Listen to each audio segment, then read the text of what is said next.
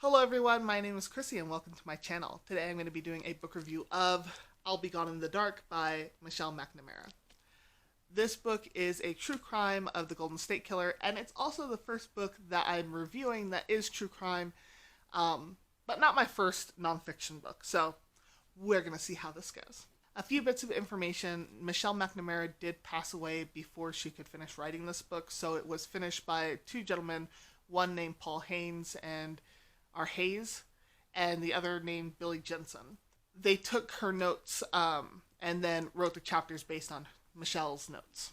This book was published in February of 2018, and the Golden State Killer was apprehended as far as April 2018. Now, I'm going to leave links down the description about the person who was caught, but I'm not really going to be talking about them in this video because I'm going to focus on the book itself. This book follows the Golden State Killer's escalation from back when he was first known as the Ransacker. He would burglarize homes and just like have the victims in the home while he's burglaring them, and like do some really funky stuff. And then he escalated into rapes, and he would target women who were alone with their children. And then he escalated to couples, and then he escalated to murdering the couples after he assaulted them. It's really weird to say that I liked reading this book because I don't like reading about people suffering, but I was encaptured by this book as far as the narrative that Michelle weaves. She does a really good job of laying out the evidence that is against the person and also making the people as human as possible who are victims. There was a lot of empathy written in this book, and you can see the care that Michelle wanted to have in writing about the victims and about what they went through, and also about some of the aftermath that came from the attacks and from the crimes themselves. I will say that this book scared the living daylights out of me with how exactly he surveyed the people he was going to assault, and then how he kept getting run into. Like this was probably the most interesting part about this book for me, is there were multiple people who kept running into this guy, and who would see his face and who would see him just walking about. And even with all these people glimpsing his face or running into him and talking with him, they still weren't able to catch him at all. Like, no one could recognize who he was.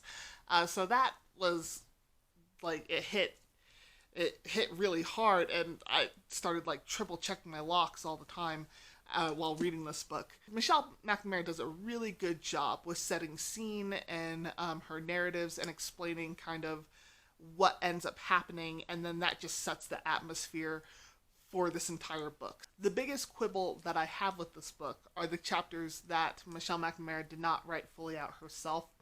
And the quibble is small, I will say that. It's not this big thing, but rather there's certain sentences that the other writers use which just felt off in terms of the feel of the book and also the care that Michelle McNamara gave to the victims. I believe one phrase was like, he was but one of the revolving door of men in her life, or something along those lines. Or there was a line about a revolving door of men in this one lady's life in particular. And I get that they're trying to state that there was a lot of men who this person dated and, you know, had relationships with, but it just felt not as empathetic as Michelle McNamara had been portraying throughout the rest of this book and the chapters that she wrote.